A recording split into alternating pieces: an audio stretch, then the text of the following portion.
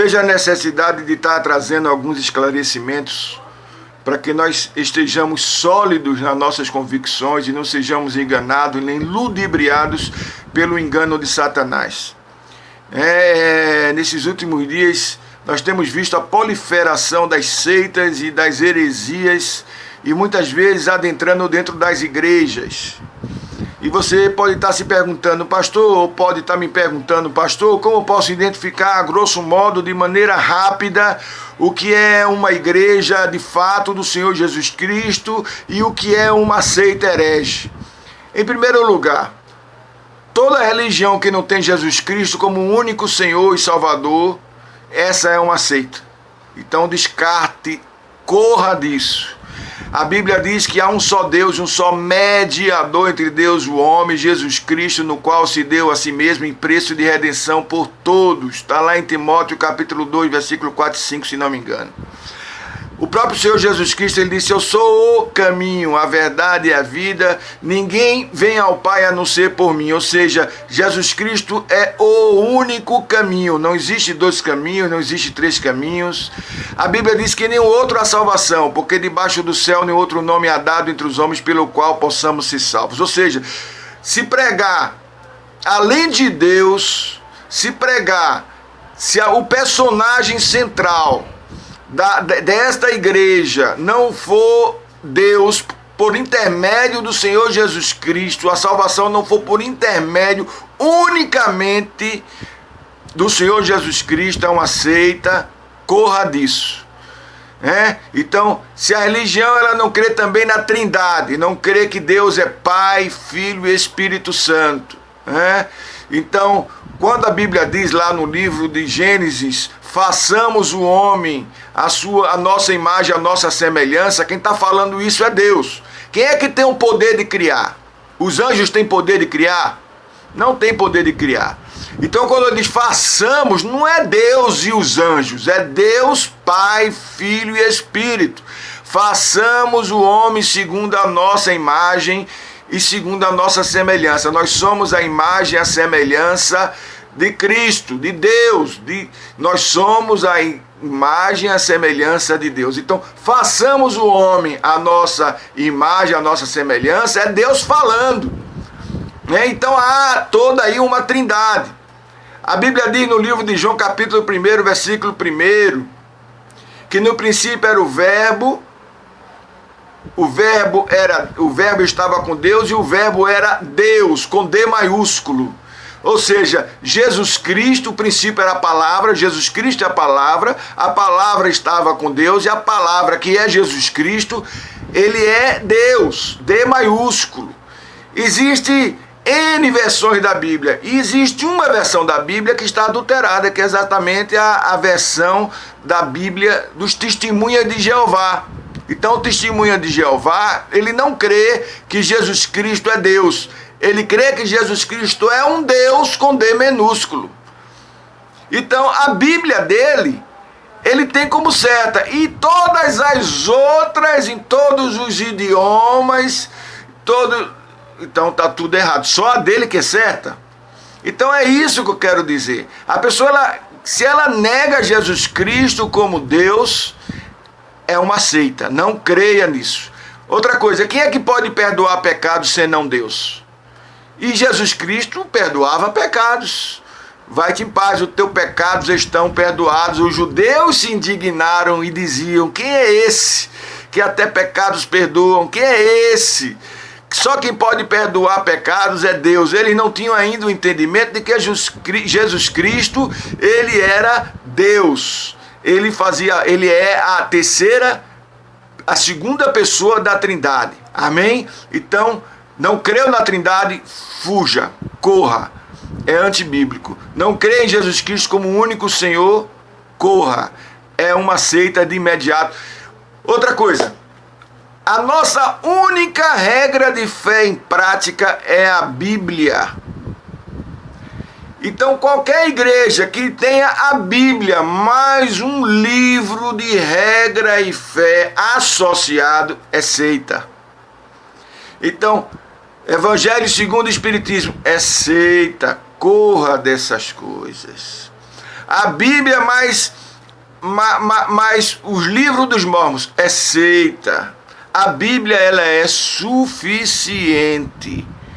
A palavra de Deus é unicamente expressada através da Bíblia. Pode ter livros de estudo, é uma outra coisa, mas livro de fé e prática é a Bíblia. É a minha única regra de fé e prática, ela está na Bíblia Sagrada. Então, muito cuidado quando se prega Jesus Cristo e Maria, Jesus Cristo e Pedro, Jesus Cristo e José, Jesus Cristo e Joseph Smith, Jesus Cristo e qualquer um outro, porque a Bíblia diz que Deus não dá a glória dele a homem algum, a homem nenhum. O que é que se cultua nessa igreja? Se cultua a Deus unicamente? A Bíblia diz no livro de Êxodo: adorarás somente ao Senhor teu Deus e só a Ele prestarás culto. Ou seja, qualquer religião que se cultue o homem ou qualquer criatura é seita, é heresia, não vem da parte de Deus, é engodo do diabo, é engodo de Satanás, para desviar aqueles que são escolhidos. Se possível, enganaria até os escolhidos, mas não é possível, porque aquele que é escolhido de Deus, ele tem a sua mente iluminada pela palavra, ele não é enganado, ele é alguém no qual Deus escolheu, no qual Deus revelou. Então, fique atento a essas coisas para não sofrer exatamente o engodo e a mentira do diabo. Agora, existem seitas e heresias, muitas vezes implantadas dentro da igreja, de igreja cristã, de igreja que crê em Jesus Cristo como único Senhor, como único Salvador, como crê na Trindade, crê nos fundamentos bíblicos, no batismo, crê na Santa Ceia, crê nas ordenanças, está debaixo das ordenanças do Senhor, mas eu vejo que existem usos, costumes, dogmas, doutrinas de homens, muitas vezes inserida dentro daquilo que é a verdade da palavra, para tentar às vezes trazer um jugo pesado, para trazer um engano, para trazer um atrapalho.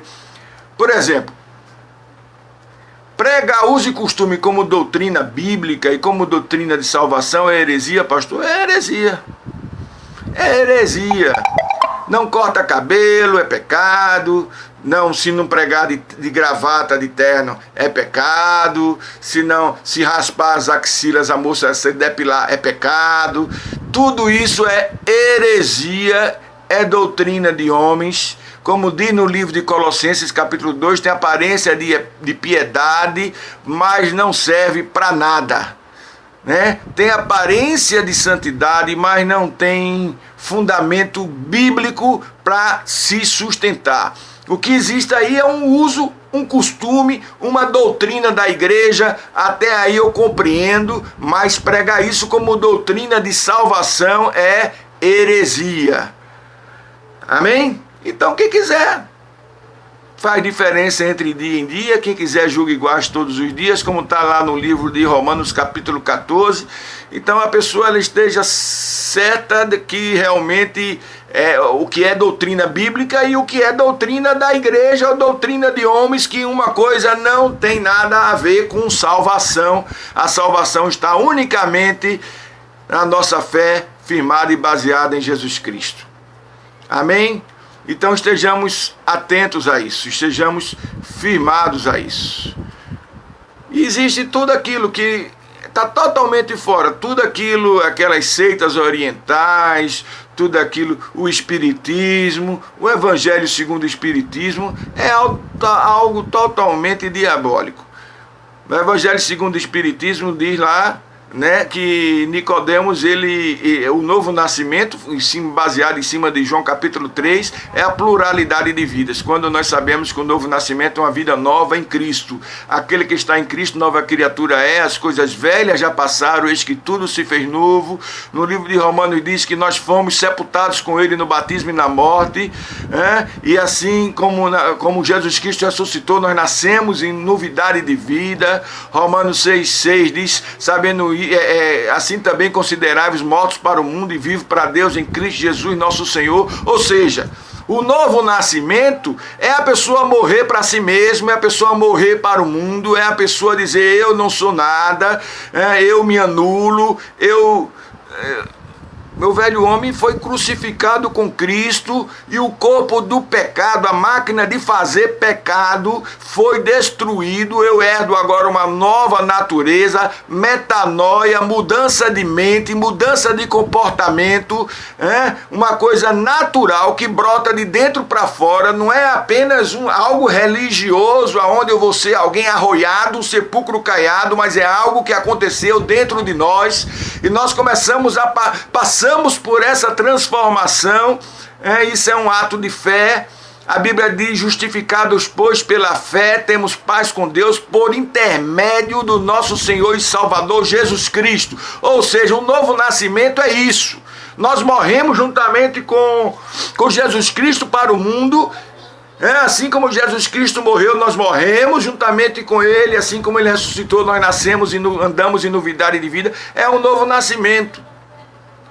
Aí o camarada pega ele, não, bem, peraí, mas o morto lá se comunicou, porque Jesus Cristo estava lá no Monte da Transfiguração, e ali apareceu Moisés, Elias, e estava lá Jesus Cristo, e Pedro pediu para fazer umas cabanazinhas para ele. Meu irmão, Moisés, o corpo dele, o diabo contendeu a respeito de Moisés, está lá no livro de Judas, pelo que o corpo de Moisés foi recolhido, até hoje ninguém achou.